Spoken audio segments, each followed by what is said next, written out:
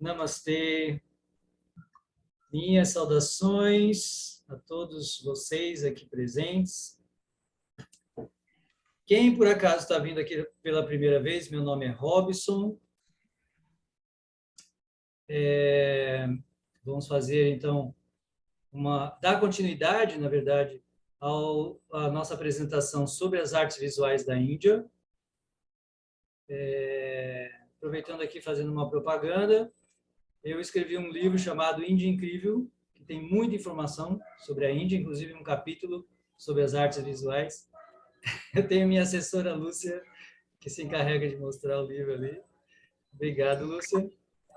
E também tem outros materiais aí que vocês podem acessar gratuitamente na internet. Então, tem um site, www.indiaincrível.com. Lá tem um resumo do livro ilustrado, assim. No livro não tem ilustração, então eu fiz um site com ilustrações que complementa o livro. E tem também um canal do YouTube de aulas, também chamado Índia Incrível, onde eu posto lá minhas aulas sobre a Índia, ou sobre sânscrito, ou sobre yoga, ou agora esse aí sobre artes, que eu ainda não baixei lá, mas que não tive tempo mesmo, mas em breve vou fazer isso. Esses nossos encontros vão se estender por mais 3 semanas, né? Hoje mais 2 semanas, sempre às terças-feiras, das 19h30 às 20h30 eu faço a minha apresentação, depois eu abro para perguntas, tá bom? Na eventualidade de ter uma interrupção da transmissão, cair a conexão, etc., tenha um pouquinho de paciência, se reconectem, isso acontece comigo mesmo também, às vezes, né? Então, como eu sou anfitrião aqui, se isso acontecer, tenha um pouquinho de paciência. Aproveito para deixar o convite aqui, o convite fica aberto, vocês podem repassar na semana que vem para os seus amigos, conhecidos que quiserem participar. E sempre peço encarecidamente que vocês mantenham os microfones desligados, para a gente não ter microfonia aqui, tá bom? Bom, então acho que esses são os recados principais. Quem quiser deixar as câmeras abertas é legal, porque eu gosto de ver vocês. E vamos dar continuidade, então. Eu vou compartilhar com vocês os slides, tá bom? Para a gente poder apreciar, né? Na verdade, não dá para falar sobre artes visuais sem ver, né? Então, temos que ver essas obras. Eu vou compartilhar aqui com vocês.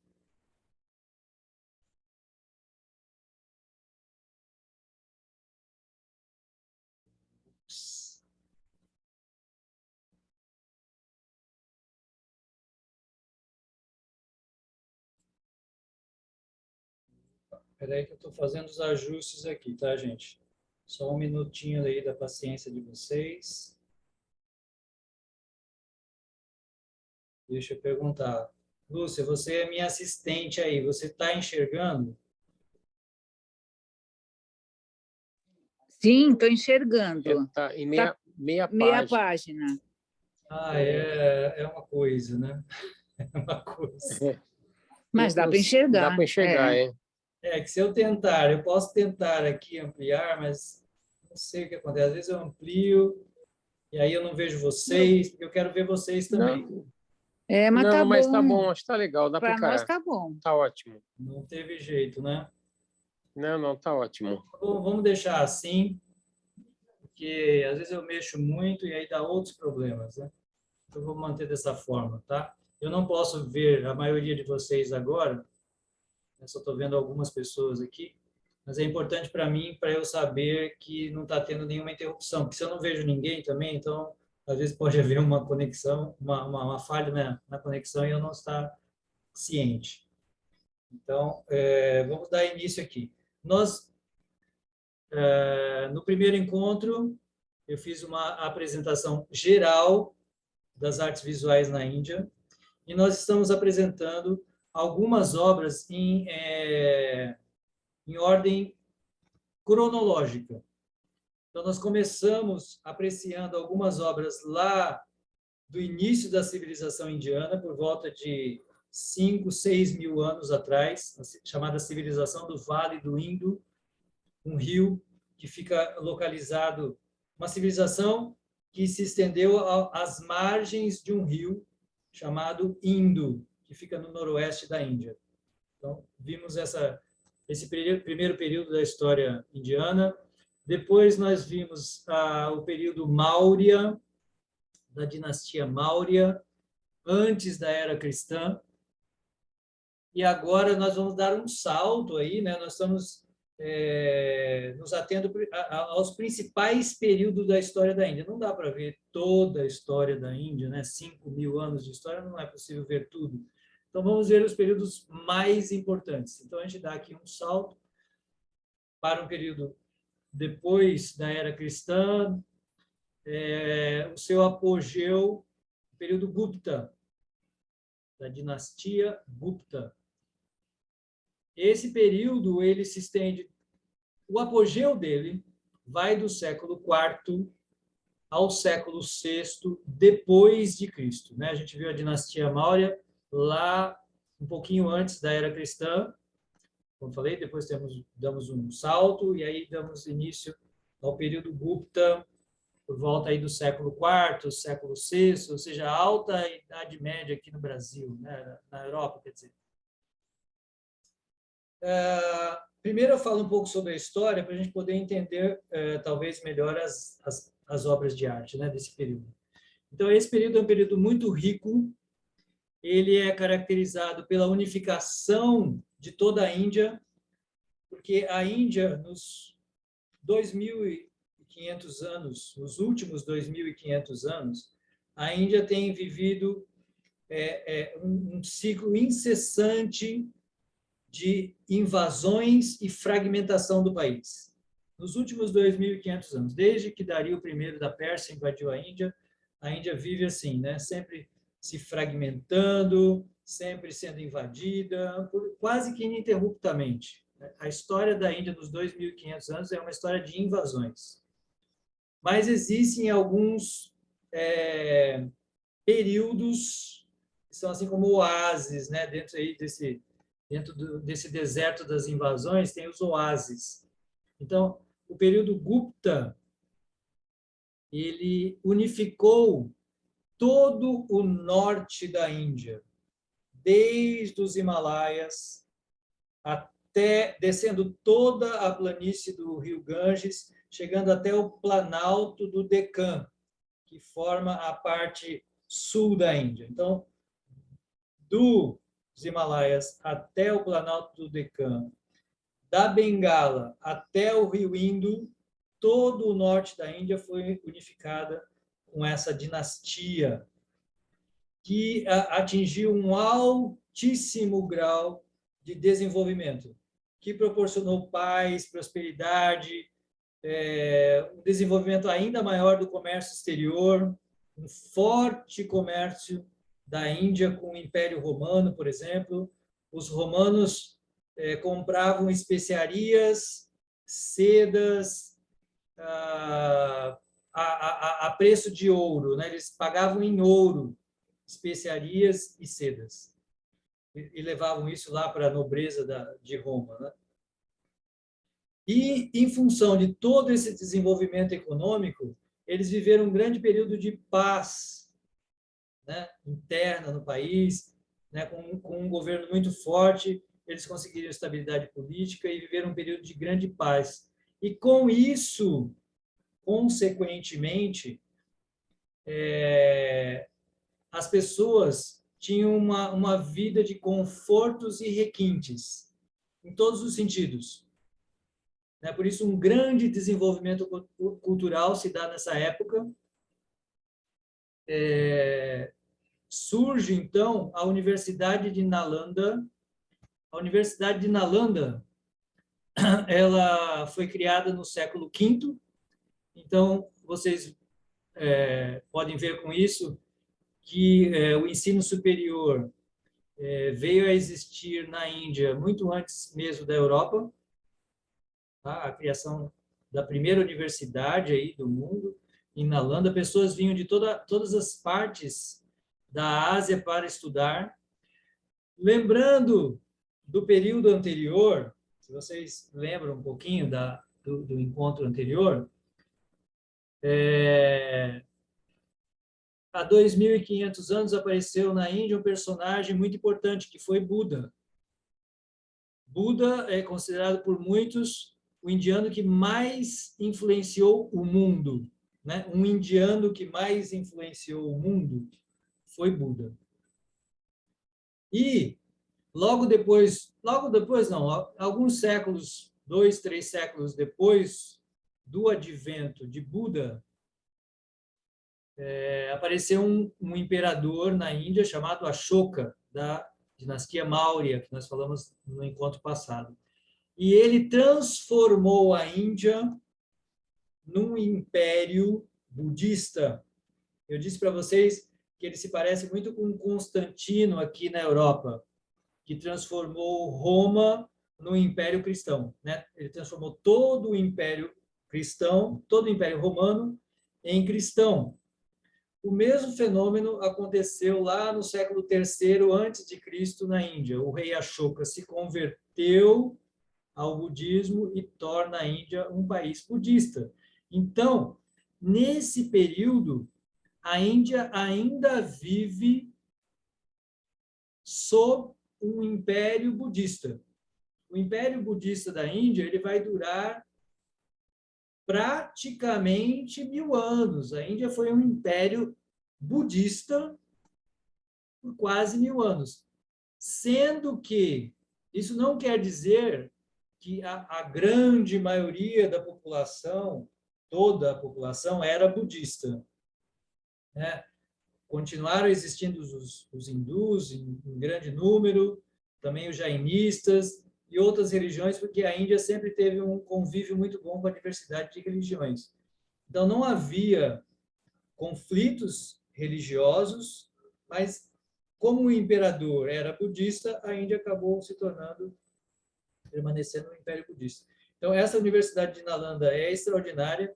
Nela, estudaram grandes personagens da ciência da Índia, né? Muitos estudiosos, cientistas indianos davam aula nessa universidade, né? Foram grandes inventores, grandes descobridores, né?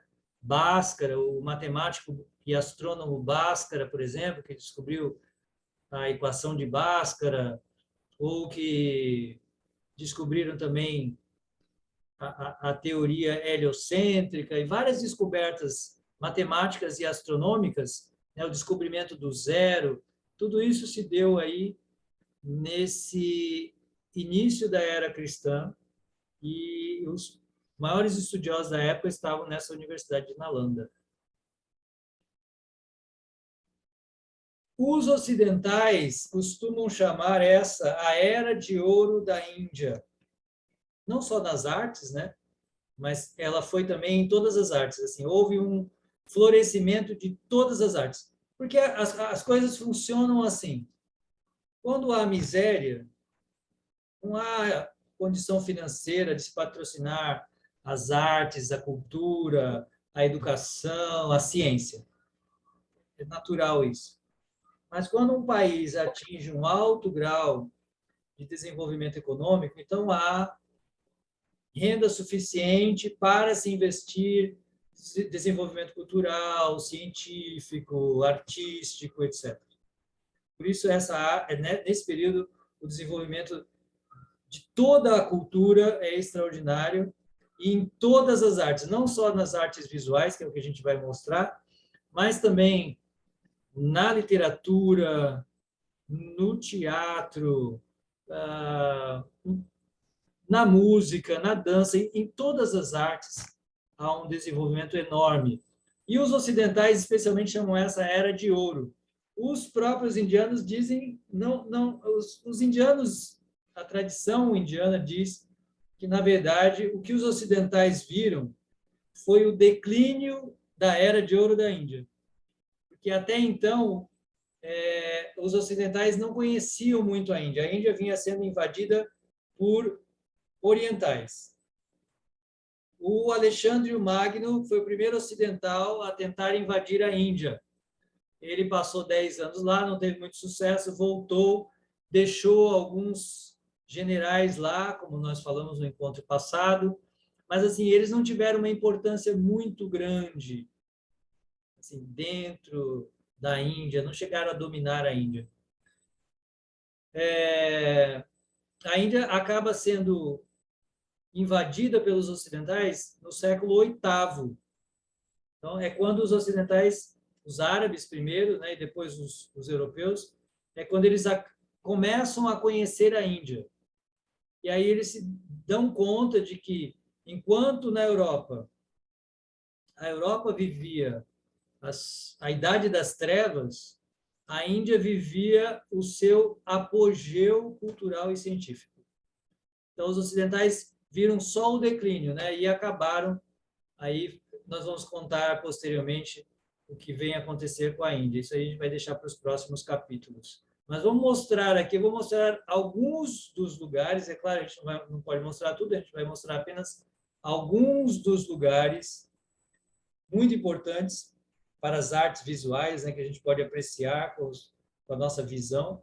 E vamos começar, então, esse período. Professor, Oi? ali, eu vejo que ali tem um percentual que a tela, talvez se tu aumentasse um pouquinho para dar um pouquinho mais de definição. Aonde? Está na metade da tela, porque aqui, para mim, pelo menos, aparece que está em 46% o zoom. Oh, my God, como é que eu mexo Bem nisso? embaixo. Deixa eu ver aqui. Deixa eu ver aqui. Oh. Mas daí igual não aparece, mas melhora um pouco, porque é tão lindas as imagens, né, para ter mais um visual melhor. Eu queria abrir totalmente, mas não consigo fazer isso. Mas já melhorou bastante. Obrigado. Obrigado pela dica. Professor, Oi. professor, tenta a apresentação de slides ali em cima naquela barrinha amarela ali. Ali naquela laranja, aliás. Apresentação de slides. Ali no meinho, ó. Pera um pouquinho que eu não- Aí, mais para cima. Nessa laranja bem de cima ali. Laranja bem de cima. Apresentação de slides. Né, mais para a esquerda. Nossa, para mim não aparece. Ali tem apresentação de slides. Embaixo do Artes Hindus, que é o seu título do PowerPoint, tem apresentação de slides ali, ó. Engraçado que você vê as coisas diferentes do que Você, não, nesse seu cursor aí, vai para cima, pode ir para cima. Não nos slides, na tela grande aí. Em cima. Isso, lá em cima, naquela laranja lá de cima. Essa aqui. Isso. Essa aí. Agora vem para a direita, Mas aí ali tem a apresentação de slides. tem uma barra do zoom que cobre toda ela para mim. Eu não consigo ver embaixo. Não sei como fazer isso. Já tentou na parte inferior. Ai, pronto. Apresentação de slides. Aí já- Já. Ó, agora ficou maior, né? Não sei. Para mim, não, mas. Para mim, não. Agora abriu ali a apresentação, ó, ali embaixo tem a apresentação de slides. Pode ser. Para mim. Slide atual. Teria que clicar no slide atual para ele abrir esse seu slide aí em tela cheia. Sinceramente, eu tenho medo de ficar mexendo muito, acabar dando um pane aqui e eu não fazer nada. Desculpe, na parte inferior, tá vendo que tem uma parte que tem cinza? Aí tá como dividindo a tela. Se colocar no de apresentação, aparece só da imagem que está no slide. Eu até sei onde a gente amplia. Se fosse normalmente, eu conseguiria, mas no Zoom ela não vai. Ela vai para mim, mas não vai para a audiência. Eu não sei por quê. Ó. Por exemplo, para mim agora está grandona, está a tela cheia. Mas para vocês não está. Então, Mas já Bem, melhorou vamos lá. muito. Já Mas melhorou, é. agora eu essa tela eu acho que deu uma melhorada agora. agora. Mais ou menos, melhorou um pouquinho aí. Deixa eu ver aqui. Professor, só uma Oi. sugestão. Se a gente pegar na foto, como se fosse fotografia, e aumentar andando com os dedos assim, ela cresce, ela fica do tamanho do celular todo. Quem estiver vendo no celular, Tá bom. sabe? Fica a dica aí para vocês. Como eu Agora falei, ficou perfeito. eu tenho um Ficou certo perfeito. Ficou bom, receio tá ótimo. de dar um pane aqui Mas tá comigo. ótimo. Mas eu acho que Tá deu uma bom assim. melhoradinha agora, não deu? Tá Deu, tá perfeito. melhor. Então tá bom. Ó, então vamos lá, vamos apreciar aqui, como eu falei. No encontro passado eu falei, eu não tenho formação em artes aqui, né? Estou até me atrevendo a falar sobre artes visuais sem ter a devida formação. Mas meu objetivo, como eu esclareci no encontro passado, não é fazer uma apresentação da beleza artística exatamente, mas sim deixar esse deleite estético para vocês e eu fazer aqui uma apresentação da história e dos ensinamentos que essas imagens podem nos trazer, tá bom? Eu deixo o deleite estético aí, a fruição artística para vocês. Então, isso que eu comecei aqui a mostrar para vocês, eu vou mostrar mais, vou mostrar melhor, são as cavernas de Ajanta, em Maharashtra, o estado onde fica a cidade de Mumbai. Essas cavernas elas foram escavadas entre o século I e o século VII depois de Cristo. E elas, por serem cavernas, o interior delas está muito bem preservado. E elas foram esculpidas nessa grande rocha aqui, ó. Essa rocha, vocês podem pesquisar mais depois na internet, né? Eu estou deixando dicas de pesquisa também para quem quiser estudar mais. Essa encosta rochosa, ela tem a forma de uma ferradura, sabe? Ela tem assim uma forma de uma ferradura. A gente está vendo só aqui um pequeno trecho dela, mas ela tem uma verdadeira forma de ferradura.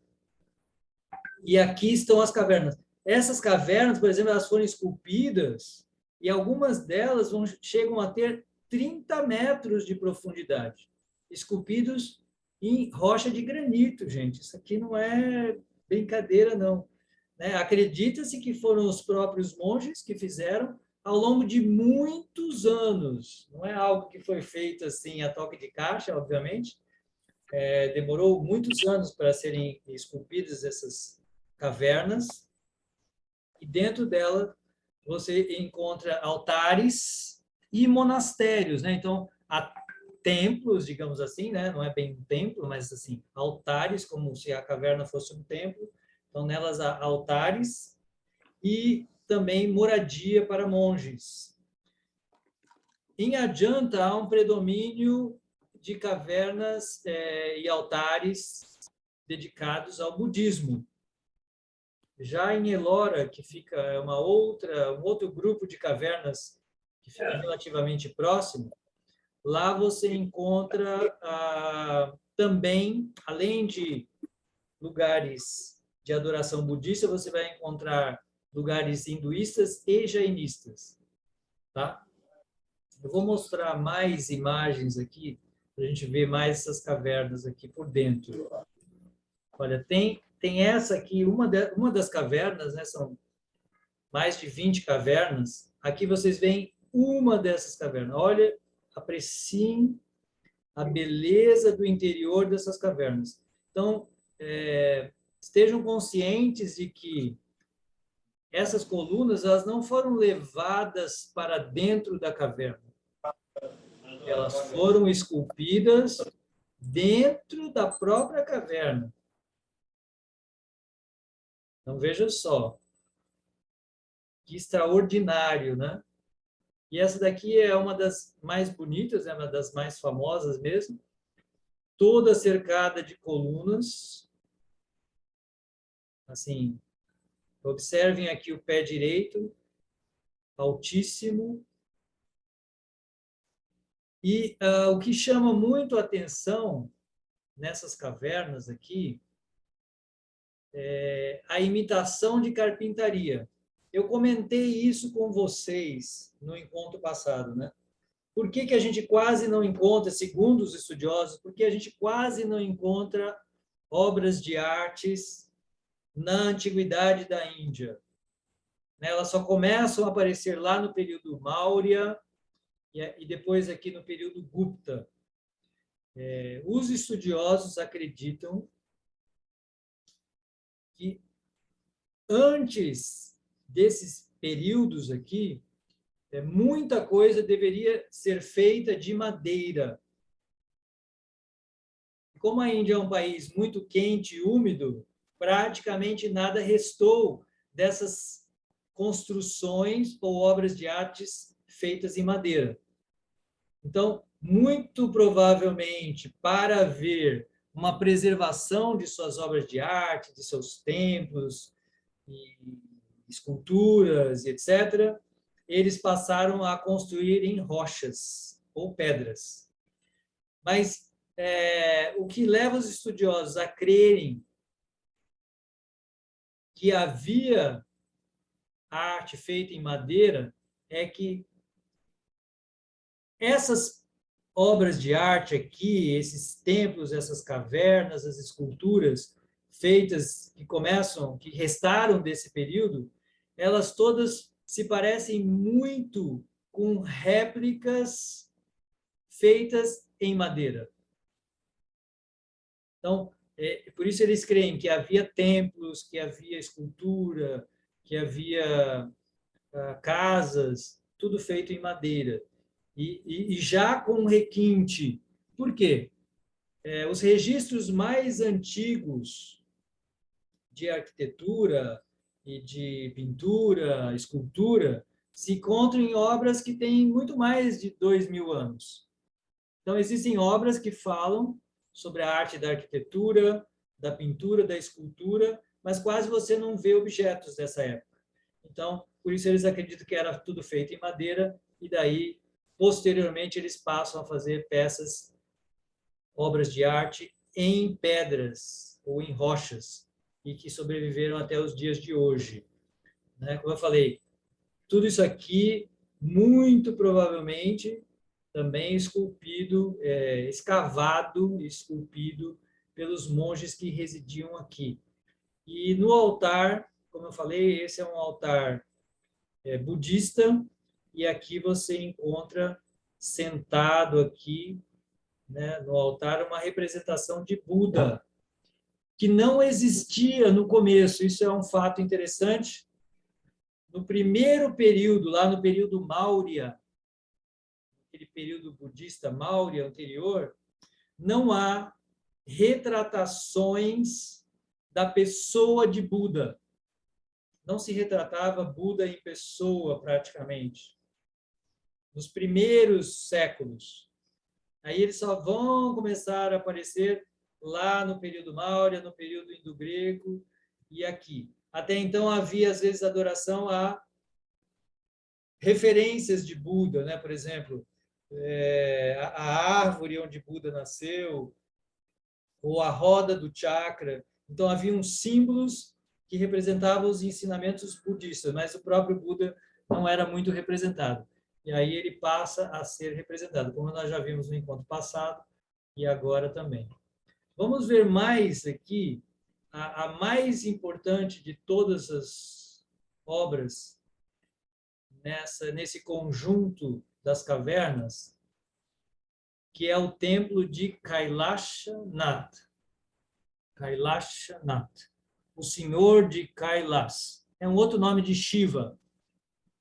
Shiva, uma divindade muito famosa na Índia, e dentro da mitologia hindu, Shiva mora na montanha Kailas. Então, Kailashanath significa o Senhor da montanha Kailas. É o nome de Shiva, então esse aqui é um templo dedicado a Shiva, que fica no outro conjunto de cavernas na cidade de Ellora, também em Maharashtra, relativamente perto de Ajanta. Esse templo, especificamente, ele foi completado no século VIII. Tá? O que ele tem de tão especial, né? Que é esse conjunto, como eu falei, de obras esculpidas em pedra, desse período Gupta aí, lá em Ajanta ou Ellora. Essa aqui é a maior de todas as obras-primas desse conjunto de cavernas. Por quê? Porque aqui eles transcenderam o conceito de caverna. As outras são cavernas onde você tem um templo, digamos, escavado dentro da rocha. Aqui, que está no final desse período da construção em cavernas, ele foi esculpido numa só rocha.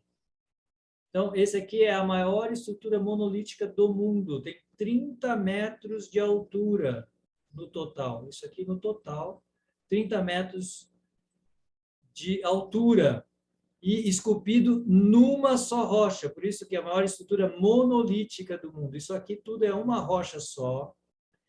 E o que tem de tão especial nessa obra é que a obra foi construída de cima para baixo.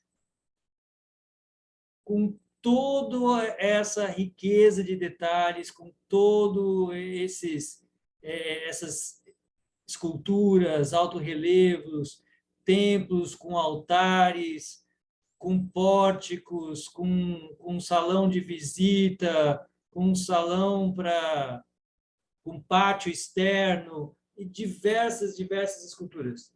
Então, é algo assim inconcebível, inimaginável, não é possível nem descrever como eles puderam fazer tal coisa, lembrando que isso é uma só rocha esculpida. Então, pense isso, né? Você é um arquiteto ou um engenheiro, você vai se dar conta desse trabalho, né? Eles esculpiram tudo de cima para baixo. Algo completamente inusitado, né? Inédito, assim, a gente não vê algo assim. E aí já não é mais uma caverna, você vê que eles transcenderam a caverna, eles foram além da caverna, eles realmente transformaram toda a estrutura de pedra num grande, gigantesco templo. Realmente uma obra-prima mesmo da humanidade, um sítio histórico aqui, né? Tudo isso aqui são sítios arqueológicos da Índia. Acredita-se que levou 93 anos essa construção. Vamos ver agora outra arte pertencente às cavernas, a pintura. Dentro das cavernas encontram-se inúmeras pinturas. Essa é uma delas, muito famosa, o Bodhisattva Avalokiteshvara, que é o Buda da Compaixão. Se encontra lá na caverna de Ajanta, século VI depois de Cristo. E aí vocês podem apreciar, né, a postura tem uma certa... Estou aqui replicando as palavras dos especialistas.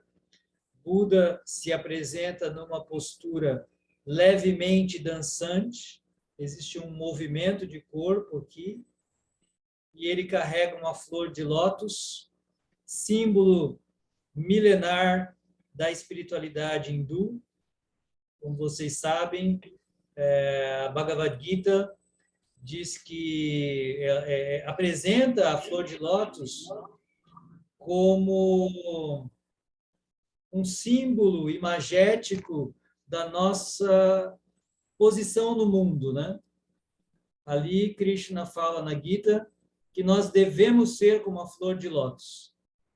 Devemos desenvolver a arte de estar no mundo, agir no mundo, trabalhar no mundo, para o bem do mundo, porém sem nunca se contaminar, tal como a flor de lótus que vive na superfície do lago, mas não se molha, né? Na Gita se diz literalmente que ela está na superfície da água, mas não se molha. Então, Buda está aqui carregando um símbolo que é milenar, não só da cultura budista, e que se torna um ícone, né, um símbolo de toda a espiritualidade oriental. Os estudiosos dizem que esses afrescos, como eu falei, que são muitos, né, eles estão entre as mais belas obras de artes do mundo antigo. Vocês podem apreciar, né, imaginar que isso aqui foi pintado no século VI depois de Cristo. Não é pouca coisa, né? Então, o requinte dessa pintura, segundo especialistas também, ele pode ser comparado à pintura renascentista europeia. E é o maior conjunto de pinturas antiga do mundo, junto com Pompeia, né? Porque a pintura é muito difícil de sobreviver, porque, de modo geral, as tintas se apagam, né? Elas só sobreviveram porque estão dentro de uma caverna, então, como elas não recebem muita luz, elas ficaram preservadas.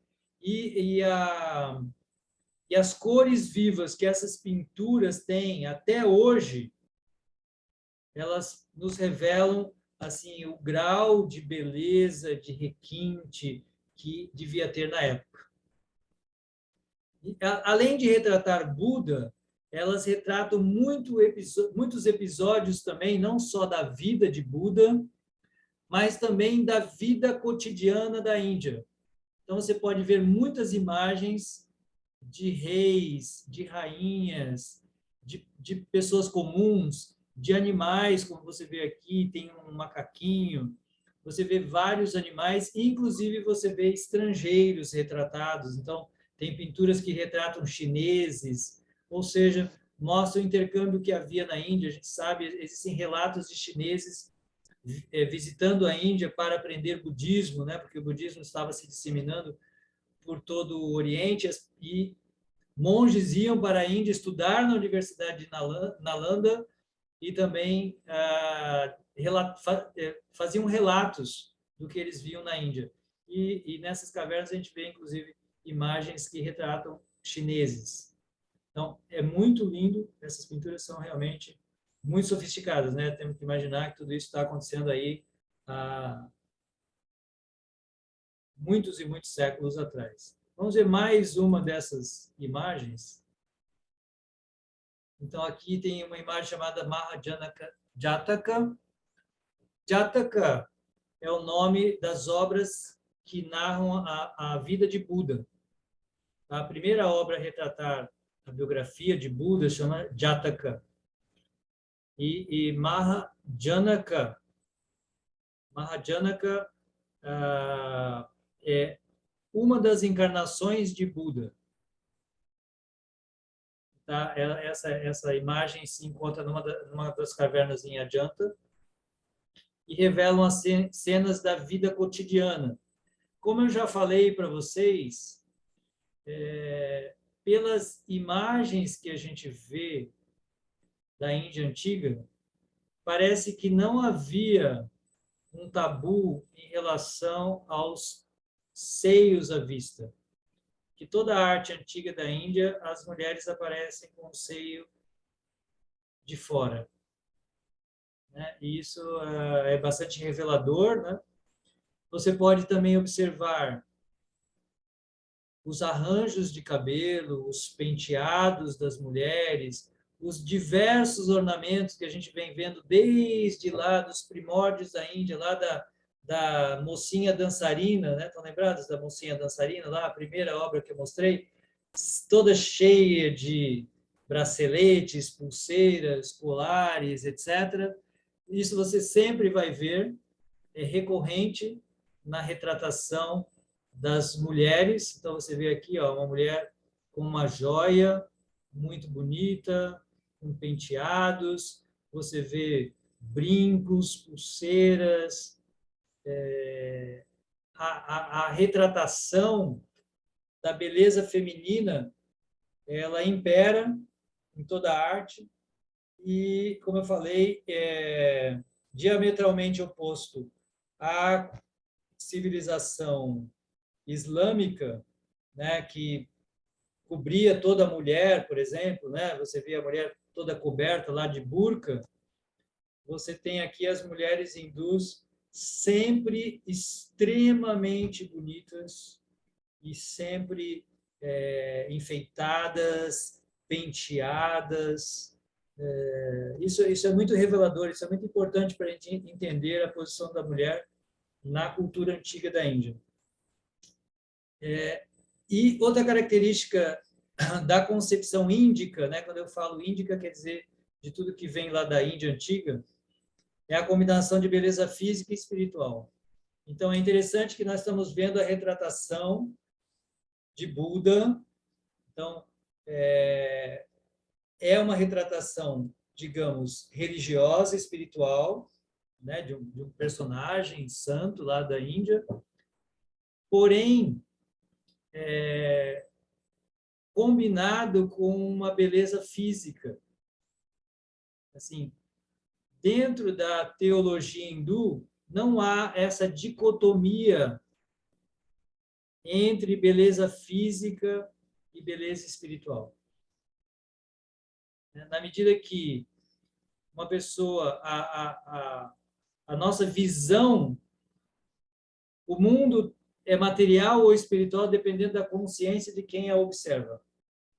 Para uma pessoa espiritualizada, tudo tem uma conotação espiritual, e para uma pessoa materialista, tudo tem uma concepção materialista. Então, esses artistas que nunca assinam suas obras, também como eu comentei, uma outra característica da arte hindu é que os artistas não assinavam as suas obras, que eles retratam uma espiritualidade completamente mesclada com a beleza física. Não tem a aversão ao mundo físico, ao mundo material. O mundo material também é uma criação divina. Isso é uma concepção muito forte dentro do hinduísmo. Então, vamos agora passar para um outro período, né? Nesse período aqui, a gente apreciou principalmente essas cavernas, com as suas belezas.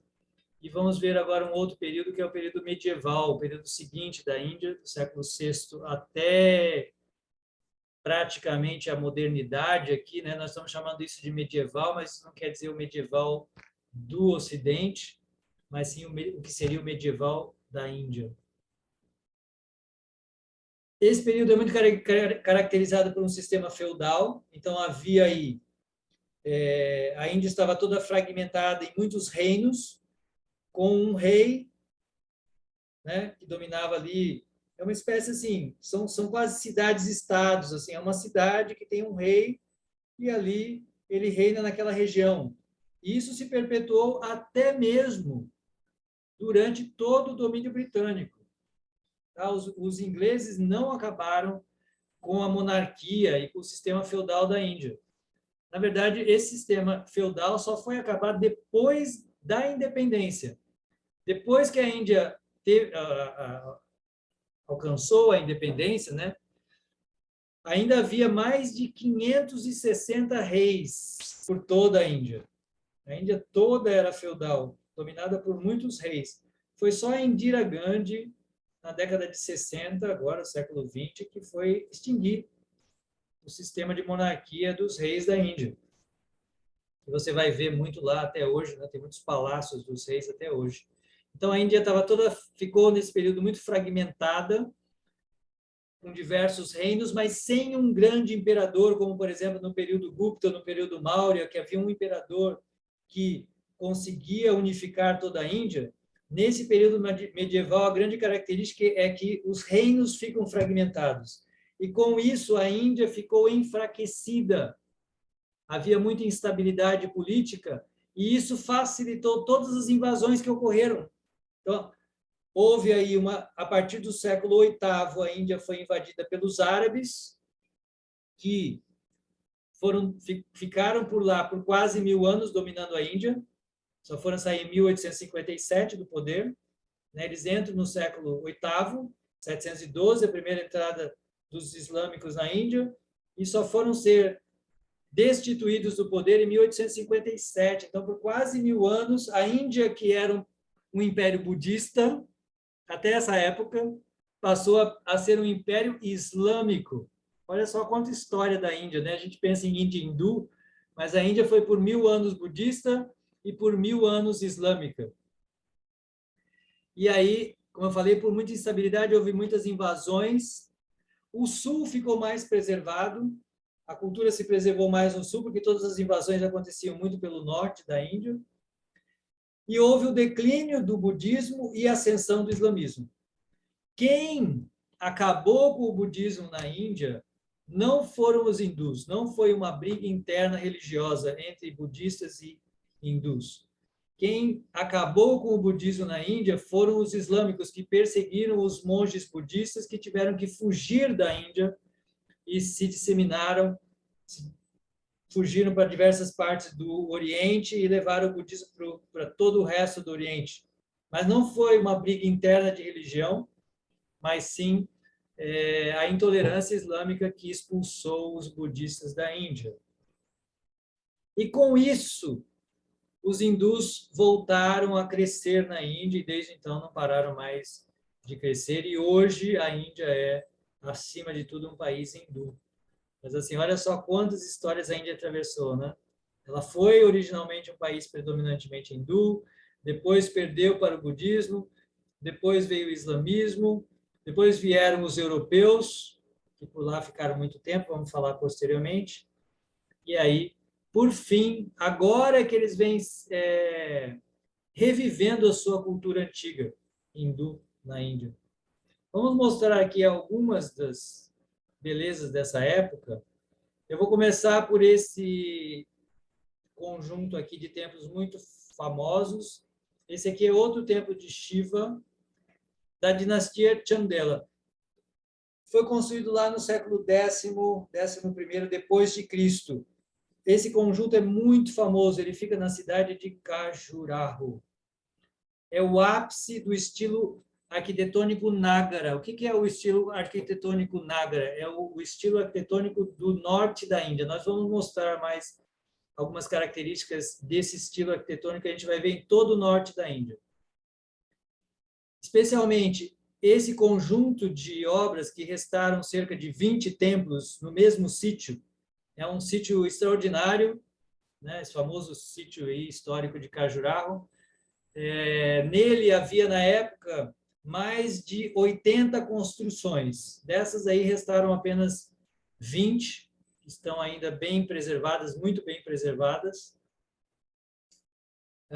E elas representam esse estilo do norte da Índia, tá?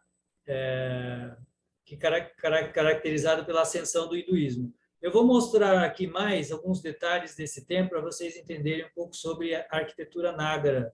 Quais são as características dos templos do norte da Índia, que você vai ver predominantemente no norte da Índia. Então, aqui tem um corte lateral de um templo, onde vocês podem entender como é que funciona o templo. A arquitetura sacra do norte da Índia. Então, aqui você tem o Garbhagriha. Garbhagriha quer dizer literalmente a sala do ventre, porque é aqui que fica o altar-mor do templo. Nessa parte aqui que fica o altar-mor. Em cima do altar-mor, você tem essa torre cônica, essa torre aqui, né, na forma de cone, chamado Shikara. Em cima dela, lá no topo, você tem o Amalaka, que é a representação de uma flor de lótus. E no topo, você tem a Kailash, né, que seria o topo aí. Então, essa torre, ela tem a função de indicar onde se encontra o altar-mor, de proteger, e simbolicamente ela representa também o Monte Kailash. Aquele monte que eu falei, onde mora Shiva, que seria a morada dos deuses, né? Então, essa torre aqui, ela representa isso. Na frente, então, do altar, ao redor do altar, você tem um circunambulatório, que é um lugar para a pessoa rodear o templo a pé, o altar. E se faz isso até hoje na Índia. Então, aqui você tem o círculo ambulatório, onde as pessoas giram no sentido horário em torno do altar. Na frente do altar, você tem a mandapa, que é esse pórtico aqui com colunas para a reunião da assembleia de pessoas que vão visitar o altar, né? Aqui ficam as pessoas, aqui fica o altar e aqui fica o sacerdote, aqui dentro. E do lado de fora fica esse salão onde as pessoas podem apreciar o altar. E em muitos templos você tem o Ardha Mandapa, que é esse hall de entrada. E tudo isso costuma ficar sobre uma grande plataforma aqui.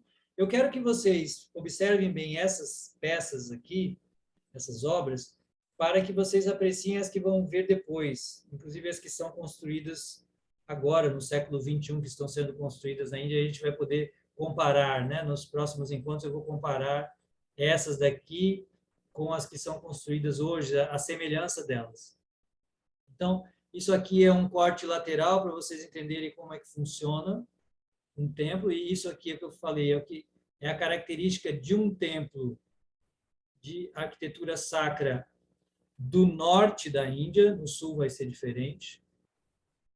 E nós vamos ver aqui um outro elemento da arquitetura, que é o aspecto esotérico da arquitetura, fundamentado numa obra chamada Vastu Shastra, num conjunto de obras chamado Vastu Shastra. Então, aqui vocês têm outro desenho do templo, e o que vocês observam, né, na planta baixa ou aqui no corte lateral da construção? Vocês veem aqui retratado uma pessoa. Estão vendo aqui uma pessoa deitada aqui ou uma pessoa deitada aqui? Essa pessoa é chamada dentro do Vastu Shastra como Purusha, o homem cósmico. Então vocês podem ver que há um homem aqui, né? E a obra é construída como se fosse a representação de um ser, desse ser cósmico. E o que os tratados de arquitetura vão dizer é que esse planejamento metafísico do prédio, ele observa, ele é construído segundo as forças da natureza. Então, a direção é muito considerado as 4 direções. Então, é muito importante na hora de se construir. O prédio deve ser construído segundo as 4 direções.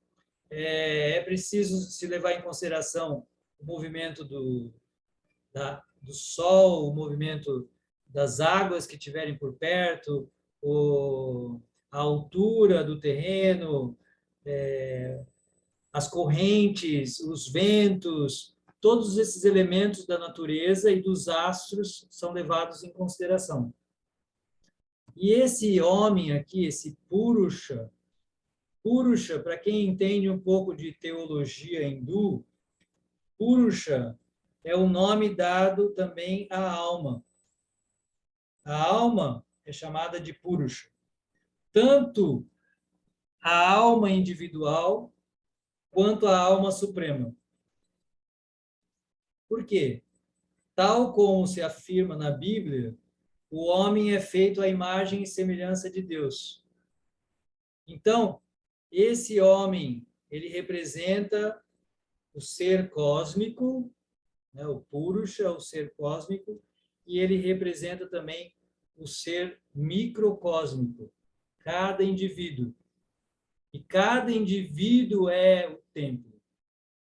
Essa ideia que a gente tem também no Ocidente, né, do nosso templo, nosso corpo ser nosso templo, ser o templo divino, a mesma coisa está sendo levada aqui em consideração, né? Nesse templo do nosso corpo, Deus habita. Então, esse aqui é o aspecto mais esotérico da construção. E nós vamos ver alguns elementos famosos desse conjunto de Khajuraho. Muito famoso, muito famoso. Pesquise lá, vocês vão encontrar muita informação. Uma característica da arquitetura hindu: todos os espaços são ocupados. Nenhum espaço é deixado livre. Assim, não existe espaço clean na arquitetura e na arte hindu. Todas as paredes são completamente ocupadas, né? Assim, são milhares e milhares. Aqui a gente está vendo só um recortezinho do templo, né? Mas são milhares e milhares e milhares de esculturas que retratam vários e vários e vários elementos da vida cotidiana. É interessante, de novo, aí a combinação entre a vida no mundo e a vida espiritual, porque do lado de dentro do templo você tem Deus, e do lado de fora do templo você tem as pessoas em suas diversas atividades cotidianas. Então, se a gente pudesse, aqui é um lugar onde a gente passa horas e horas apreciando cada uma dessas peças, porque aqui, por exemplo, você tem uma mulher, não sei se vocês estão vendo onde eu estou apontando aqui, aqui você vê uma mulher segurando um espelho e passando uma marca na testa, uma marca vermelha que as mulheres marcam na testa. Então, aqui nessa imagem aqui você pode ver isso. Você tem muitos casais, a gente vai ver um recorte mais específico sobre isso. Então, esse templo é muito famoso como o templo da arte erótica, que você tem muitos casais, assim, você vê muitas imagens de casais se beijando, etc. E, diferentemente do que se pensava antes, que isso aqui era uma retratação do Kama Sutra, hoje em dia já ninguém mais considera isso, porque esse templo, esse conjunto de templos, ele ficou perdido, foi coberto por uma floresta e só foi descoberto agora no século XX. Então, a gente não sabe exatamente tudo o que aconteceu e para que servia tudo aquilo, mas os estudos todos indicam que não são retratações do Kama Sutra, que o Kama Sutra retrata outras coisas. Acredita-se hoje que seja uma influência do tantrismo, na verdade. Foi o tantrismo que influenciou os artistas dessa época aqui. Vamos ver mais algumas imagens aqui desse período, só mais duas para a gente concluir aqui. Olha só as características da beleza feminina retratada. Aqui você tem uma mulher passando cajal. Não sei se vocês conhecem, cajal é aquele espécie de rímel que as mulheres hindus passam nos olhos. Então, aqui você tem, lembre-se que isso aqui, cerca de 1000 anos atrás, você tem uma mulher passando cajal, ou rímel, nos olhos. Reparem de novo, sempre como as mulheres são retratadas. Então, nunca a mulher ela é escondida, ela é reprimida. Não há nenhuma retratação iconográfica de mulheres escondidas, reprimidas, cobertas, etc. Então, você tem aqui, de novo, uma mulher cheia de joias, seios à vista, cintura fina, a famosa mulher violão, né? Que no Brasil a gente chama de mulher violão. Na Índia, eles vão chamar de Padmini. É mais requintado, é a mulher lótus. Eles chamam a mulher muito bonita, de corpo escultural, de mulher Padmini, a mulher lótus, porque ela é toda bonita, né? Então, você vê aqui, e reparem aqui a vestimenta dessa mulher. Isso tudo está esculpido em pedra, como eu falei, só que vocês podem reparar aqui que a transparência dessa roupa pode ser apreciada. Você vê aqui que ela está vestindo uma roupa transparente. Vocês conseguem reparar isso? Eles conseguiram esculpir em pedra uma mulher que veste uma roupa transparente. É um requinte muito grande. E aqui do lado dela tem uma suposta assistente, acredita que era uma assistente aqui, de uma mulher talvez importante, e essa mulher está usando uma bolsinha Gucci, bem contemporânea aqui, ó. Olha ela aqui, ó. Então, a bolsa Gucci também não é uma novidade. 1000 anos atrás, parece que as mulheres já usavam aqui. Ela realmente está usando uma bolsinha aqui. Tá? Esse conjunto de obras, ele é totalmente espetacular. Cada uma das peças é mais espetacular do que a outra. E para finalizar, vou mostrar só mais uma aqui, que retrata, então, os ritos sexuais tântricos, chamados Maithuna, que são muito representados nesse conjunto de obras. São casais, aparentemente, em posturas sexuais, né? Ou assim, ou se abraçando, ou, às vezes, realmente tendo uma relação sexual. É algo completamente inimaginável para nós aqui, né, no Ocidente, pensar isso no século X, né, que da era cristã era algo totalmente imaginável. Imagina o escândalo que isso aqui provocou aos invasores da Índia, né, os islâmicos e, posteriormente, os próprios europeus. De novo, reparem aqui a transparência das roupas. Então, as pessoas são retratadas em roupas, mas você parece que percebe na pedra a transparência da roupa, né? E os muitos adereços, joias, colares, pulseiras, coroas, instrumentos musicais. É uma verdadeira obra-prima, um retrato magnífico desse período histórico da Índia. Tá? Então, vamos dar continuidade no próximo encontro, falando desse período medieval, que é muito rico na Índia, mas eu vou parar por aqui. Eu vou voltar a ver vocês aqui na sala. Deixa eu parar o compartilhamento. Ops. Ok, estou de volta aqui. Então, essa é a minha apresentação, a continuidade da apresentação. Vimos um pouquinho mais o período do grande e famoso período Gupta, chamado a Era de Ouro da Índia. E entramos na Idade Média da Índia e vamos ver, ainda vamos continuar vendo aí várias obras da Idade Média.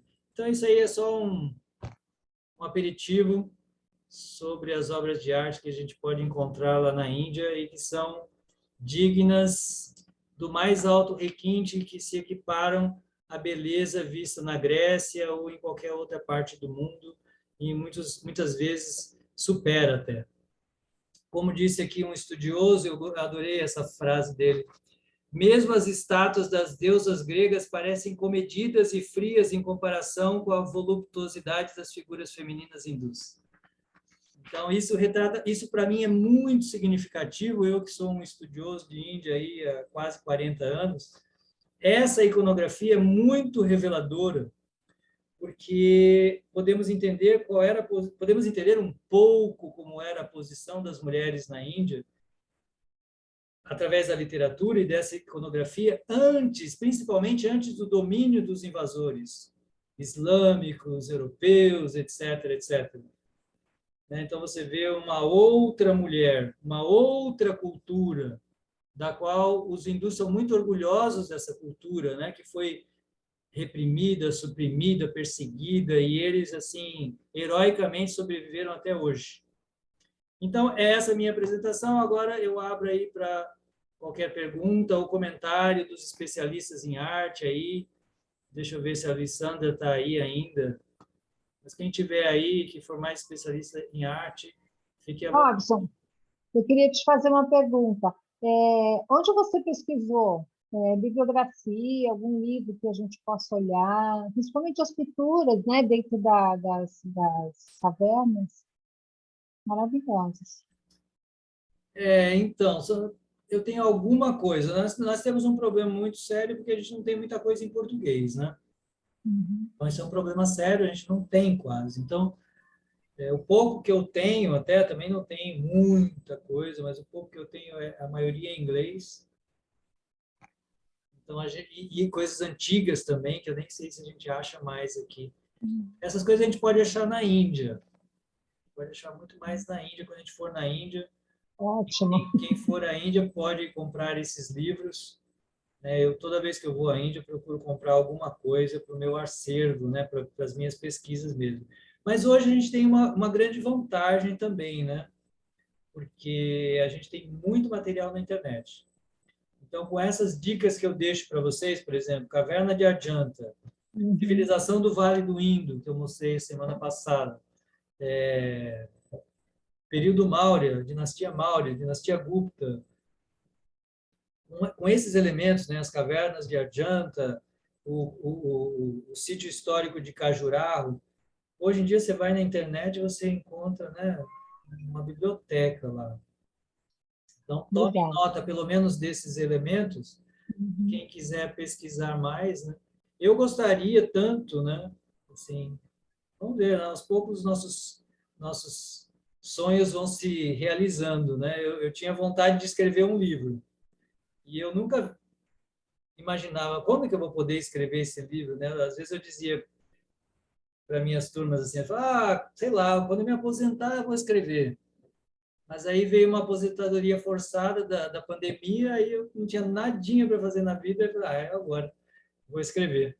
Mas, na verdade, eu não queria escrever um livro assim como esse que eu escrevi aqui. Assim, isso aqui, na verdade, esse livro tem 300 páginas de texto.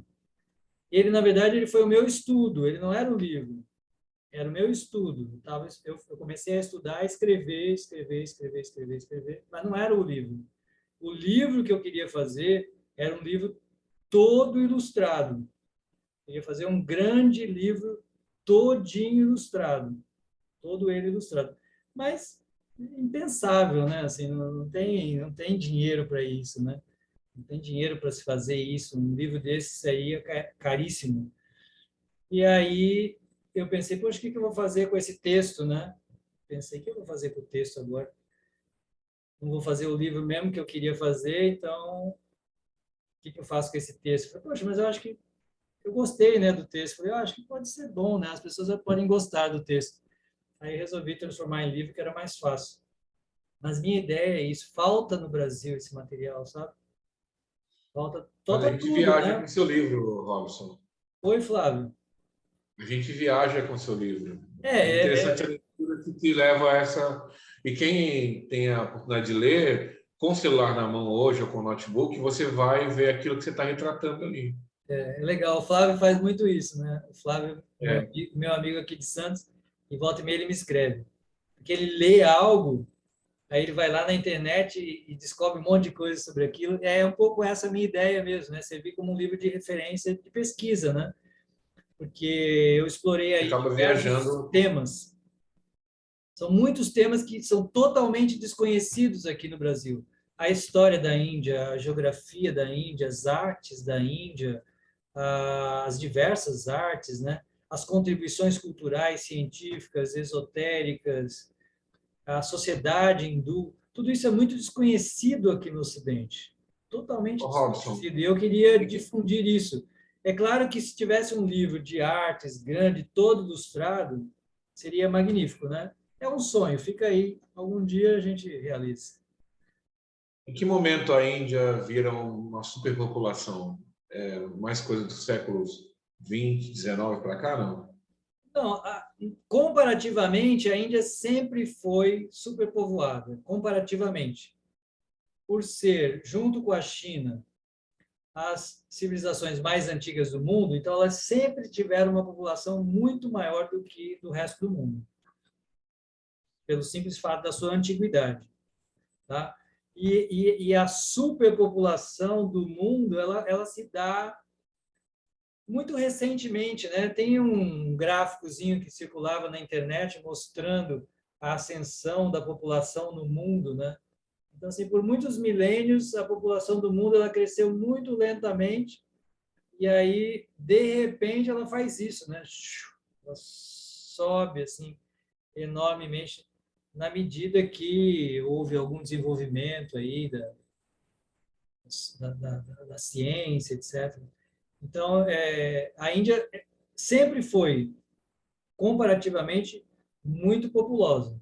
A civilização do Vale do Indo, por exemplo, de 6.000 anos, que eu mostrei no encontro passado, que você não estava, mas a civilização do Vale do Indo, ela acredita-se que toda aquela região era habitada e você já tinha cidades com 30 mil pessoas morando. Tudo isso coisa que eles pensavam que era inexistente nesse período. Eu falei isso no encontro passado. Eles pensavam que esse grau de desenvolvimento, de convivência urbana só tem aparecido em Roma há 2.000 anos atrás. E agora eles descobriram que todo esse desenvolvimento urbanístico aconteceu na Índia há 6.000 anos. Então, a Índia sempre foi muito povoada mesmo. Eu acho que tem a ver, que a gente pode ver até hoje, né? Talvez tenha a ver com a teologia da Índia também, porque a Índia ela não é só povoada por seres humanos, né? Um fenômeno que me chama muito a atenção na Índia, em todos os lugares, é que ela é povoada por todos os tipos de seres, né? A Índia não é só cheia de seres humanos, mas você vai nos lugares, ela é cheia de diversos seres, né? Os macacos, as vacas, tá todo mundo lá, assim, porque se compartilha de uma ideia de que o mundo é nosso, de todos os seres, né? O mundo é um conceito índico, das religiões índicas. Budismo, jainismo e hinduísmo acreditam que todos os seres são sagrados e têm os mesmos direitos de vida, né? Todos eles. A religião jainista compartilha de um lema muito bonito que você vê em todos os templos jainistas, que é tão contemporâneo, né? Que é o viva e deixe viver. Tão contemporâneo isso, né? E isso é estendido a todos os seres. Não é que eu deixo viver só o ser humano, eu deixo todos os seres viverem, todo mundo tem direito. Por isso essa bagunça, né, que a gente vê na Índia, os ocidentais acham a Índia muito uma bagunça, porque como assim? Todo mundo tem vaca, tem cachorro, tem elefante, todo mundo, todos os seres juntos, isso parece muito inconcebível para nós. Todos aqui, e muitos pássaros e tudo junto, assim, é impressionante. E isso tem a ver com conceitos teológicos também. Algo mais? Alguma pergunta a mais? Aproveitando o gancho, Margarete está com a mão ali, com uma mãozinha. Desculpa, que eu não vejo todo mundo aqui, viu? Mas, assim, só para não perder o assunto, né, da pauta, eu fiquei me perguntando sobre os escultores e os pintores, a formação deles. Onde que esse pessoal se formou com tanta, assim, peculiaridade, né, para conseguir fazer algo tão especial há tantos anos atrás? Eu estou muito, muito impressionada com isso. De onde que veio tudo isso? Isso, para mim, é um enigma até hoje, né? É difícil explicar isso, eu acho difícil explicar isso, porque qualquer uma das ciências antigas da Índia, sejam as artes, seja o yoga, seja as ciências mesmo, a linguística, a matemática, a astronomia, todas as ciências, metalurgia, que a gente falou aqui no encontro passado, da onde os hindus foram aprender isso na mais remota antiguidade, assim, me parece muito enigmático, né?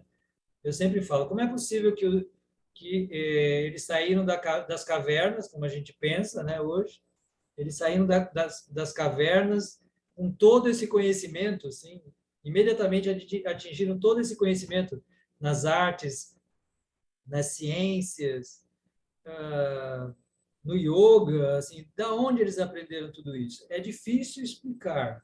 Eu acho muito difícil explicar. Eu que entendo mais da parte linguística, a língua sânscrita, né, a língua antiga da Índia, ela para mim ela é um mistério. Como um homem tão primitivo, que a gente pensa tão primitivo, tenha desenvolvido uma língua tão sofisticada na mais remota antiguidade. Então, já compartilhei, muita gente que estuda aqui comigo já me ouviu falar isso, eu tenho lá minhas crenças, né? O Erich von Däniken, ele abraça a ideia de que nós somos colonizados por seres de outros planetas. E eu, às vezes, eu compartilho dessa ideia, porque me parece muito assombroso que a gente saiu das cavernas já sabendo todas essas coisas, né? Então, me parece, assim, eu compartilho um pouco dessa ideia do Eric von Däniken, de que existe essa possibilidade de a gente ter aprendido todas essas ciências, essas artes, esse conhecimento em geral, talvez com seres mais evoluídos, porque todas as escrituras antigas do mundo falam de seres mais desenvolvidos, que vieram a essa terra, etc. Os gregos falam isso, os romanos falam isso, os hindus falam isso, tal. Então, na verdade, todas as culturas antigas do mundo falam desses seres que vinham até aqui, etc, etc. Então, não sei, eu quero crer que isso seja possível, porque eu não consigo achar outra explicação. É muito requinte, é muita sofisticação em todos os aspectos, né? A gente está vendo só algumas coisas aqui, mas em todos os aspectos.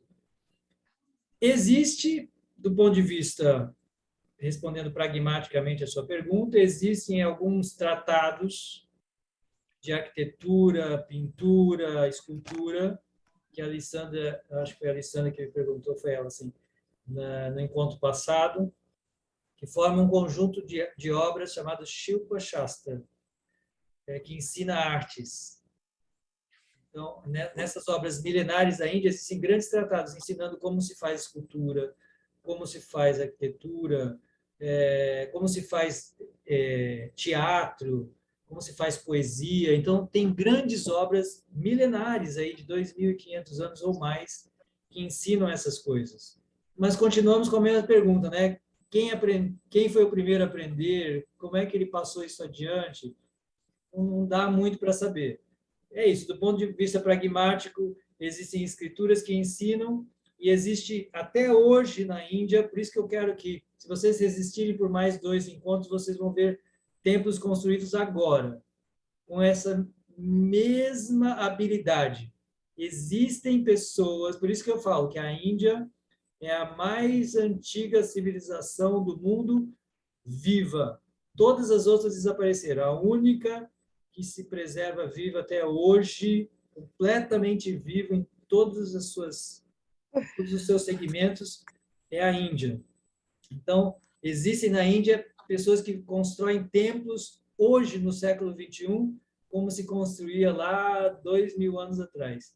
E isso graças ao tão mal falado sistema de castas, que a gente mete o pau aqui no Ocidente.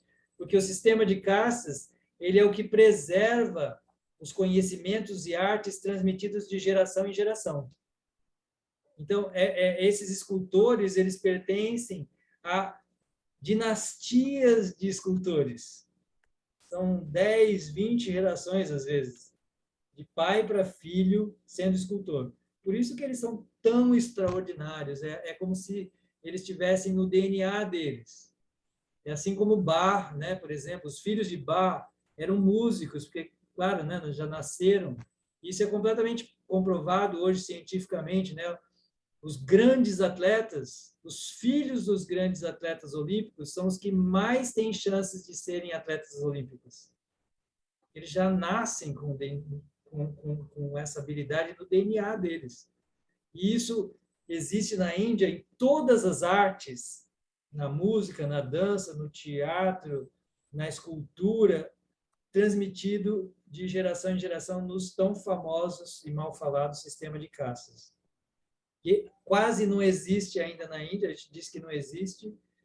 Não existe mais, talvez, o preconceito, mas as tradições estão muito fortemente ainda preservadas na Índia e quem vai lá pode ver isso ainda, pode apreciar isso. Isso tudo vivo. Continuem aqui que vocês vão ver. Eu quero mostrar para vocês templos do século XXI com o mesmo requinte desses templos antigos. É inimaginável. Ok? Tudo bem? Desculpa, Margarete. Eu tenho um monte de dúvidas. Desculpa. Mas, olha, eu vou falar umas dúvidas.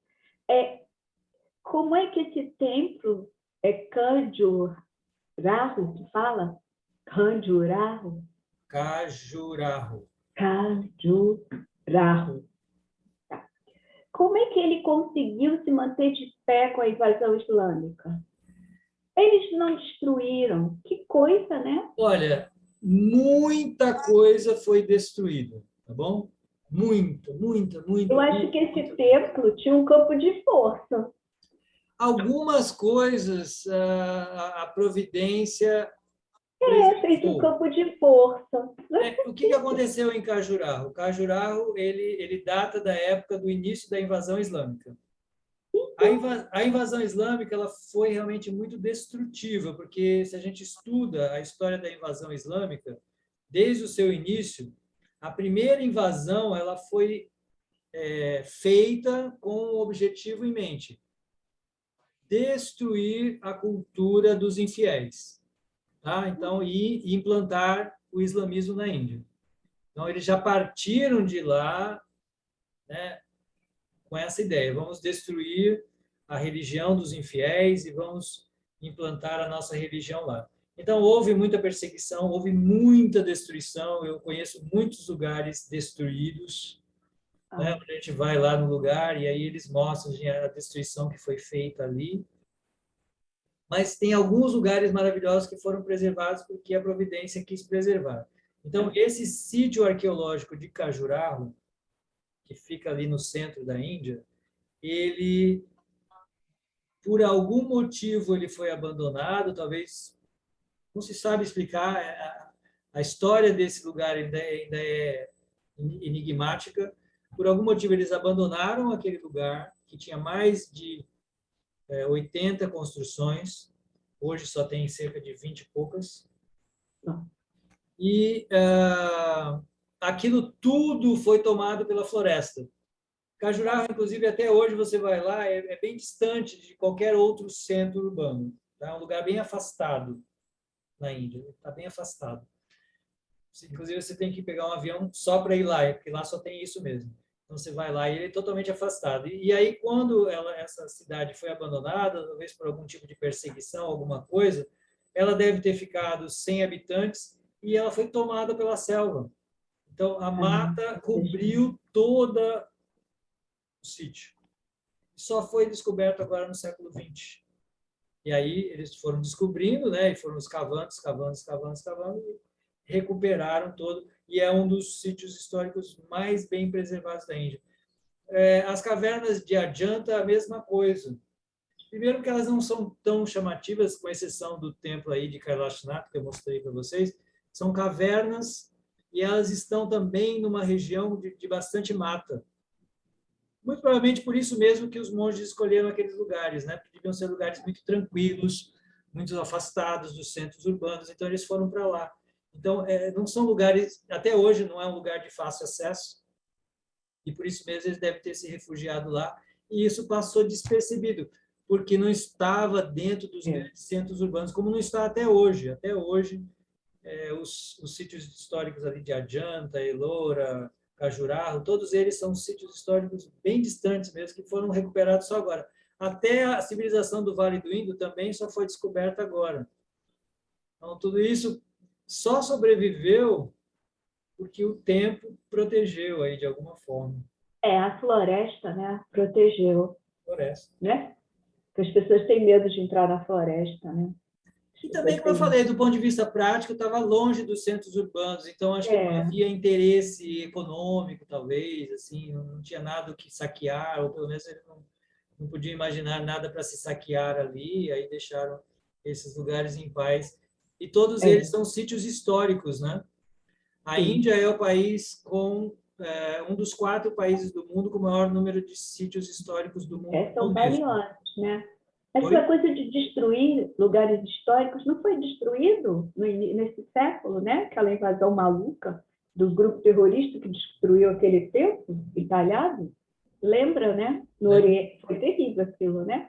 E pior que agora a gente vê em tempo real, né? E a gente não pode fazer nada, dá uma angústia, né? Agora a gente vê as coisas em tempo real. A outra lamentável, né? Que ainda acontece isso no século XX. Agora, né? 21, né?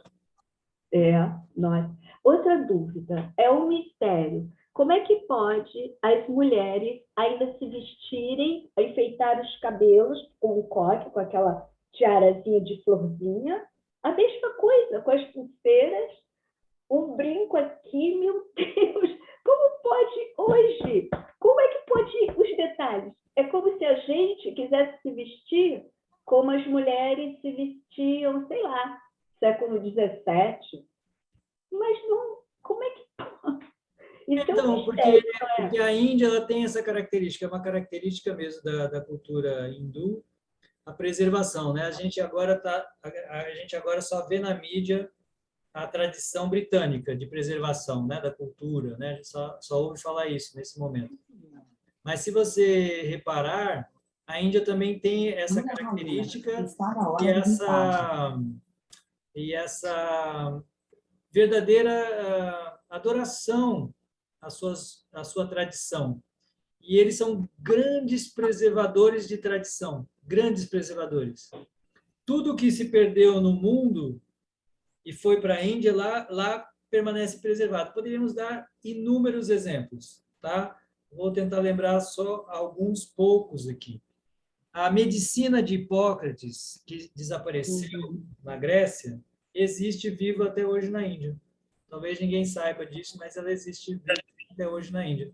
As pessoas só falam do Ayurveda, claro, o Ayurveda é da tradição hindu, mas a medicina de Hipócrates, que foi levada para lá nos primórdios da era cristã, sobrevive lá até hoje.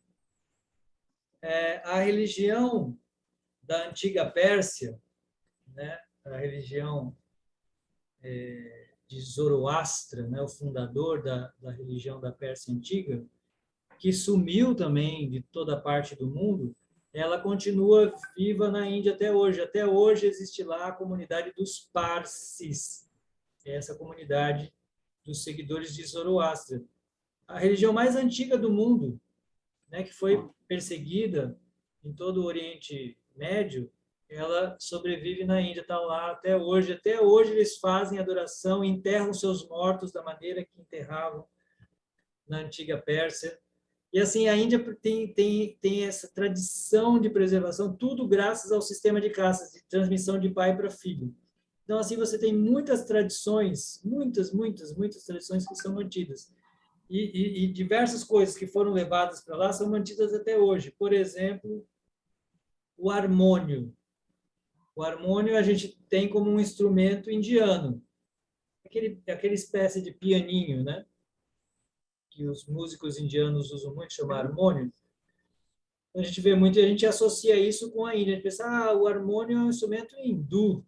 Foram os hindus que inventaram. Não, o harmônio é um instrumento europeu que foi levado no século XVII, antes do advento do piano, né? Quando ainda não, o piano veio depois, né? Então, o que se tinha eram os cravos, o harmônio, e eles levaram o harmônio para a Índia. O harmônio está vivo até hoje na Índia e desapareceu na Europa. É interessante, assim, né? Os indianos só fizeram uma coisa, eles tiraram o pé, porque os europeus tocavam sentados numa cadeira, como os indianos sentavam no chão, eles cortaram o pezinho do harmônio e colocaram no chão, e o harmônio está vivo até hoje na Índia, e ele desapareceu completamente da Europa. Então, a tradição de preservar na Índia é algo fabuloso, eles preservam muito. A gente acha que não, a gente chega lá, a gente vê muita coisa destruída e a gente atribui isso aos indianos, aos hindus. Mas não, eles gostam muito de preservar, eles não preservaram mais porque foram muito destruídos, saqueados e empobrecidos também, né? Porque para você preservar uma obra de arte, para você preservar um sítio arqueológico, para você preservar um castelo, é necessário fortunas, né? Então, um país que foi completamente empobrecido, não restou nada, né? Então, assim, eles não tinham dinheiro para preservar. Agora que eles estão fazendo mais isso. Mais alguma questão, Margarete? Mas eu acho que essa questão muito terrível das mulheres não é possível. Deve ter sido uma influência islâmica, né? associada à loucura das pessoas também, né? Isso tudo que deu essa questão ruim, né? No Índia Incrível eu escrevi um pouco sobre a história eu estou das relendo, mulheres. estou lendo de novo. Eu acho que vale a pena dar uma lida ali. Eu escrevi um pouco da trajetória da história das mulheres na Índia e os relatos que existem na antiguidade, não só a iconografia, mas os relatos são muito antigos, né? Os relatos antigos são extraordinários. Então, por exemplo, o Alexandre o Magno descreveu que ele lutou contra um exército de Amazonas, que eram as guerreiras do rei. Então, o rei Chandragupta tinha um exército formado por Amazonas, né, que são mulheres guerreiras. E elas lutaram contra o Alexandre. Então, isso aí denota uma outra cultura, né? Uma cultura muito diferente. Então, todos esses relatos, eu procurei fazer um resumo sobre isso no livro, e assim você tem, tanto na história, quanto na literatura, quanto nas imagens, a gente pode tentar reconstruir, né? Eu até estava falando com um grupo sobre isso. É claro que as pessoas vão dizer, não, mas também existe isso, também existe aquilo. Na iconografia, pelo menos, não existe uma retratação de uma mulher reprimida, de uma mulher encoberta, de uma mulher... Sabe, tudo que eu mostrei para vocês agora, que forma o maior acervo de obras de arte da Índia, o que você vê são mulheres lindas, a exaltação da beleza feminina. A literatura sânscrita vai falar a mesma coisa. A literatura sânscrita, ela jamais reprime a mulher. Reprimir a vaidade de uma mulher é completamente condenável. Não existe isso. Tanto é que você vê as mulheres todas sempre muito enfeitadas, porque elas têm esse direito, elas gostam e têm o direito disso. E nunca foram reprimidas por isso. Então, a literatura é muito bonita e a gente vê isso, né? Nas obras mais antigas, né? Nas Upanishads, por exemplo, você tem relatos das grandes mestras, por exemplo. Então, havia grandes mestras também. Então, isso tudo faz com que a gente possa, assim, reconstruir, né? É um estudo arqueológico, né? A gente tem que garimpar essas coisas para tentar reconstruir. Agora, por tudo que eu já estudei, o atual machismo que existe hoje na Índia, para mim, eu não tenho dúvida de que isso aí...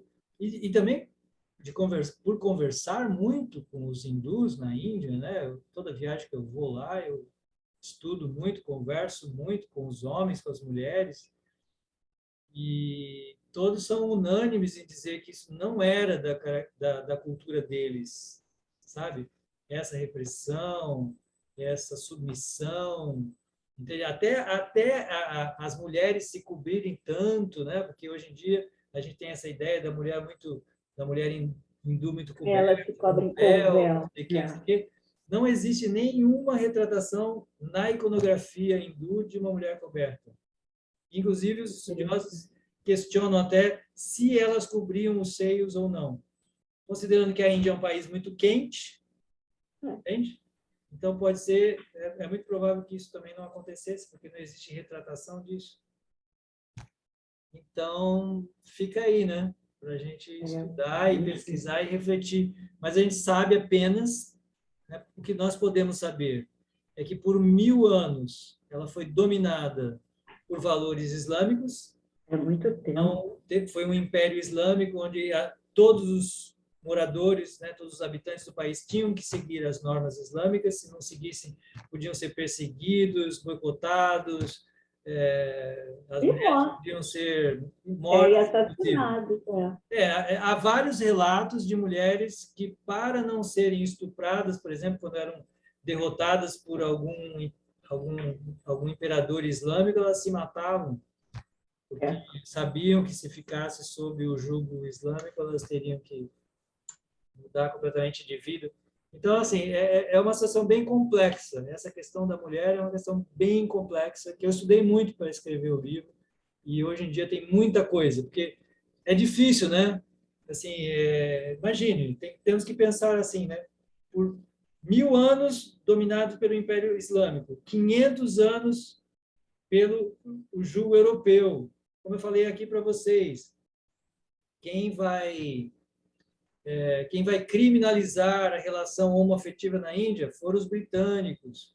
Ou seja, a gente tem que garimpar muito na literatura, na iconografia, nos estudos, nas pesquisas, para saber como teria sido a Índia antes dessas invasões todas que aconteceram lá. Minha amiga Margarete, você tem mais alguma pergunta?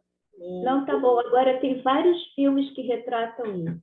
Eu vou colocar lá no grupo, né? Coloca sim. Filmes bem interessantes. Coloca, aí eu vou coloca colocar, porque inclusive eu tenho uma baita dúvida, mas eu vou falar contigo no particular, porque eu não sei se procede, para eu não confundir as pessoas. Aí você vê se eu posso colocar lá no grupo. Por favor, mas os filmes você compartilha com o grupo, viu? Compartilha com o grupo. Tem muito filme bom mesmo para se ver. Tem sim. Oi, Berenice. Obrigada. Obrigado a você. Hare Krishna.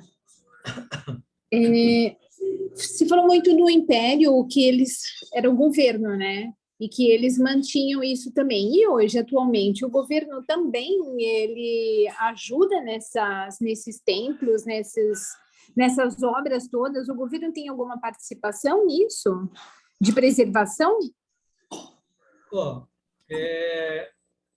O governo a Índia é um país laico, né? Então a Índia o governo não pode ajudar nenhuma religião. Então não se pode ajudar nenhuma religião. Porém, os sítios históricos, obviamente, eles são protegidos pelo governo. E eu diria até que são bem protegidos, né? Se você for em vários sítios históricos, né, famosos, Taj Mahal, Khajuraho, os vários sítios históricos que tem em Delhi, os diversos que tem na Índia, na minha opinião, eles estão muito bem cuidados. É como eu falei, cuidar disso requer fortunas, né? Você sabe disso, que para a gente... É fácil a gente pensar, a gente tem que pensar assim... se eu sou uma pessoa milionária, né?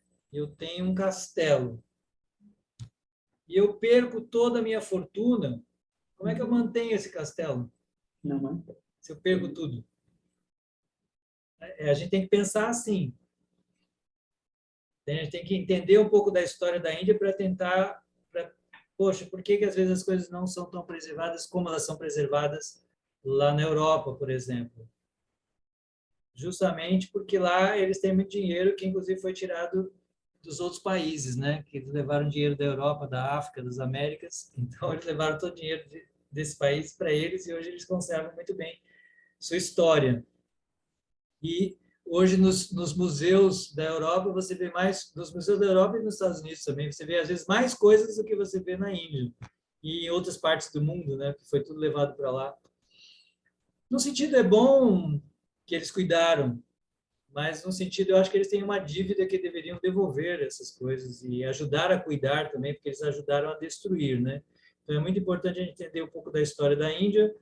Falei aqui no encontro passado, não sei se você estava, mas eu falo sempre, e vou continuar falando aqui no próximo encontro, quando eu vou falar sobre o período islâmico, é que até a entrada dos europeus, quem fez...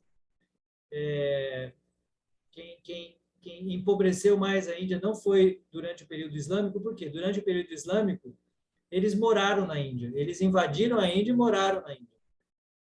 A invasão europeia foi muito pior, porque eles só foram lá saquear a Índia. Eles não foram morar na Índia, os islâmicos foram morar na Índia. Os europeus não, os europeus foram lá para saquear a riqueza da Índia.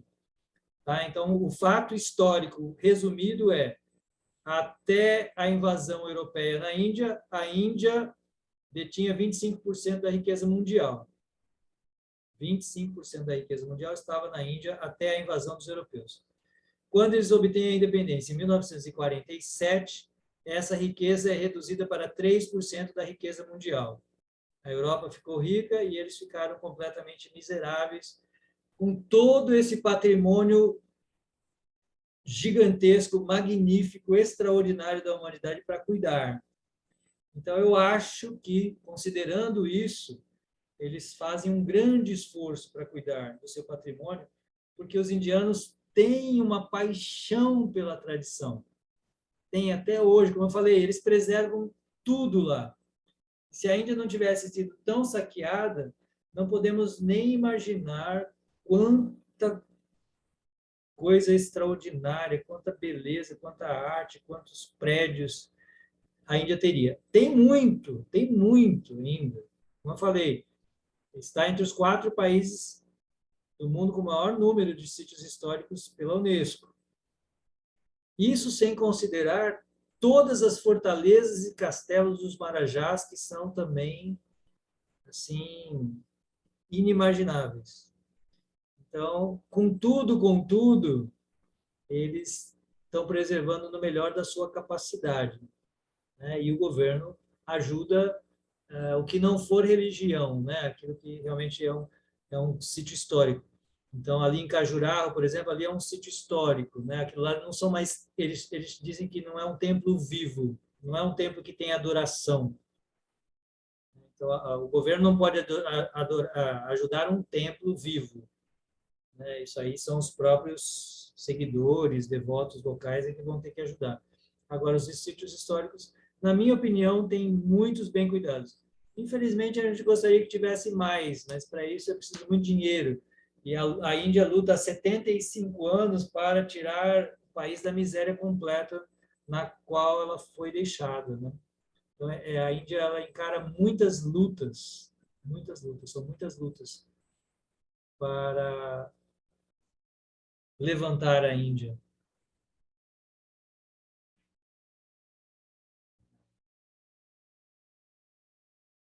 Ok, gente? Então, aí, para o próximo encontro, vamos dar continuidade ao período medieval da Índia. Vamos ver também, vamos entrar no período islâmico, o período, isso nos próximos 2 encontros, né? O período britânico, especialmente, e o contemporâneo. E aí, o que está acontecendo? Um pouco do que está acontecendo hoje na Índia também. Tá bom? Então, muito obrigado, muito boa noite para vocês. Obrigada, Excelente Robson. semana aí para todos.